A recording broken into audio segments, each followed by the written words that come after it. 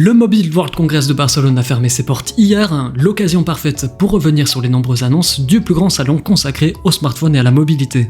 Il y en a eu pour tous les goûts cette année, du smartphone classique au smartphone pliant, en passant par de toutes nouvelles technologies qui pourraient vite trouver une place dans notre quotidien, nous donnant potentiellement une idée de ce que Apple pourrait également sortir. Faisons le tour. Cette année, on a eu une dominance des marques chinoises sur le salon, prête à tout pour reprendre le flambeau laissé par Huawei. Apple, de son côté, a comme d'habitude esquivé ce rendez-vous, et Samsung a pris le devant en dévoilant les nouveaux Galaxy S23 quelques semaines avant ce MWC. Sans oublier de préciser que ce salon se déroule dans un contexte un peu particulier, puisque les ventes de smartphones en 2022 ont chuté de 11,3%. Il va donc falloir jouer au maximum la carte de l'innovation pour essayer de reconquérir une clientèle qui renouvelle de moins en moins fréquemment son équipement. Et là-dessus, heureusement, on peut dire qu'on a eu de jolies surprises, et des moins bonnes, comme la forte augmentation des tarifs. Commençons d'abord par Honor, l'ancienne filiale low-cost de Huawei. La marque a dévoilé une toute nouvelle gamme composée de deux smartphones très haut de gamme à plus de 1000 €, les Magic 5 Pro et Magic VS. C'est désormais officiel, Honor tire un trait définitif sur son passé et veut faire partie des grands. Alors, qu'est-ce qu'ils ont de dingue ces deux smartphones ? Pour le Magic 5 Pro, on retrouve des caractéristiques assez similaires avec les concurrents au même tarif, comme le S23 de Samsung, mais là où se joue la différence, c'est au niveau du bloc photo arrondi, un hommage à Gaudi apparemment. Vous voyez le rapport ? Non, moi non plus, bref.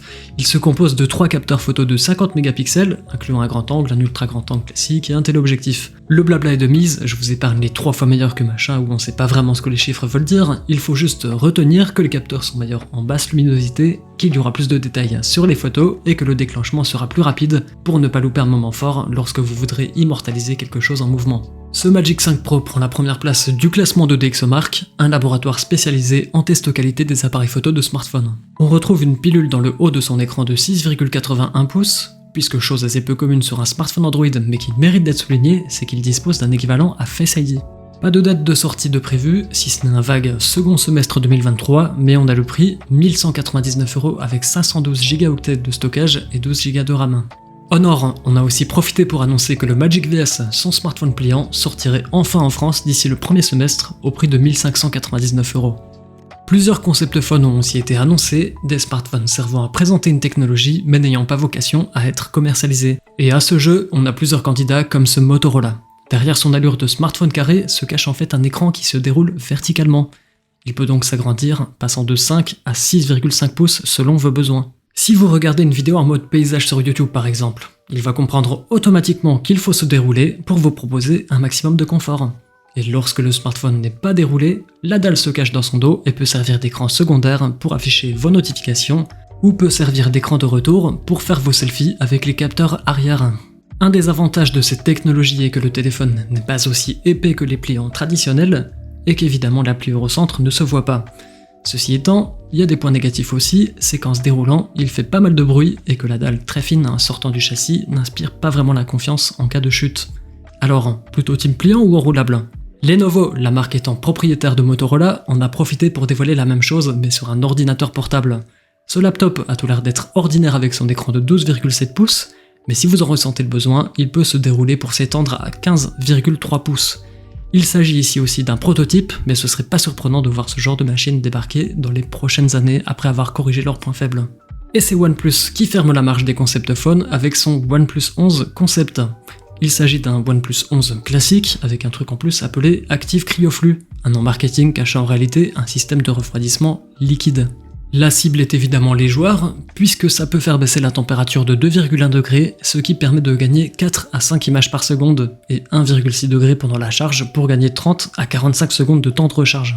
Je ne sais pas ce que vous en pensez de votre côté, mais j'ai pas l'impression que ce soit vraiment incroyable. La seule chose sympa se trouve peut-être dans le design, puisqu'on peut voir le système avec son liquide bleu traverser le réseau de micro-canalisation. Xiaomi avait également présenté un système équivalent en 2021, mais ce n'est jamais sorti sur un smartphone commercialisé. Alors est-ce que OnePlus arrivera à sortir cette technologie de son concept un jour ? Suspense. En parlant de Xiaomi, c'est sûrement le constructeur qui a fait le plus d'annonces lors de ce MWC. On va donc garder que l'essentiel, à savoir le Xiaomi 13 Pro et les lunettes AR. Oui, Xiaomi a coupé l'herbe sous le pied d'Apple. Pour le 13 Pro côté caractéristiques, une fois de plus on est sur du très haut de gamme, écran de 6,73 pouces avec rafraîchissement dynamique de 1 à 120 Hz, Dolby Vision et HDR10+, le nouveau standard Wi-Fi 7, une première pour un smartphone et pour un Xiaomi puisqu'il prend 200 € de plus que son prédécesseur pour arriver à 1299 €. Tout comme Honor, ces marques veulent désormais être prises au sérieux. Pour nous convaincre, la marque met en avant sa partie photo conçue en collaboration avec Leica, car oui, après avoir arrêté son partenariat avec Huawei l'été dernier, elle s'était tournée vers Xiaomi. Le bloc photo se compose de 3 capteurs de 50 mégapixels avec 2 styles de rendu disponibles, le Leica authentique et Leica vibrant, pour reproduire au mieux le style des optiques Leica.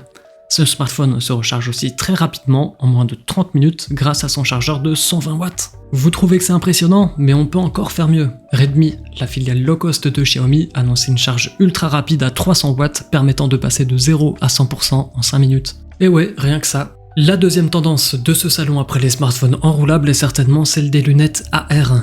Oppo, TCL ont présenté leur vision, mais celle qui me semble être la plus aboutie est celle de Xiaomi, malgré l'aspect esthétique de ces lunettes plutôt discutable. Simplement appelée Wireless AR Smart Glasses Discovery Edition, elles pèsent 126 grammes, ce qui est plutôt léger comparé à des prototypes d'il y a quelques années. Elles intègrent 2 écrans micro OLED avec une luminosité max de 1200 nits et une latence de 3 à 50 millisecondes.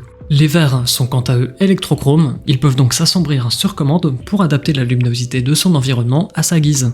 Le Snapdragon XR2 Gen 1 fait tourner le tout, puisqu'il n'y aura pas besoin de boîtier externe, le tout étant indépendant. Enfin, presque, puisqu'il faudra quand même un smartphone Xiaomi, ou du moins un smartphone avec la compatibilité Snapdragon Spaces. L'interface se contrôle avec la main, détectée grâce aux 2 caméras basse consommation présentes sur le dessus des montures. Ainsi, elles pourront reconnaître vos gestes comme pincer pour déplacer ou redimensionner une fenêtre, mais aussi scroller avec son pouce pour défiler une page. Les lunettes pourront également détecter la présence des objets connectés à proximité, comme une lampe, ici dans la vidéo pour interagir avec. Pas de prix ni de date de sortie, ce qui laisse penser que ce n'est encore qu'un concept à l'heure actuelle. Mais en tout cas, on peut le dire, c'est quand même assez prometteur et on peut imaginer qu'Apple suivra un peu ce chemin lorsqu'ils présenteront à leur tour leurs propres lunettes. En tout cas, à l'heure où les salons physiques ont tendance à disparaître, ça fait quand même toujours plaisir de voir que quelques marques continuent à jouer le jeu. Alors, vous en avez pensé quoi de ce MWC? En perte de vitesse ou pas? Merci d'avoir regardé la vidéo jusqu'au bout, la chanson est la même que d'habitude, pouce bleu et abonne-toi si t'as aimé, fais un tour sur ma chaîne pour voir d'autres contenus et on se dit à la semaine prochaine. Ciao!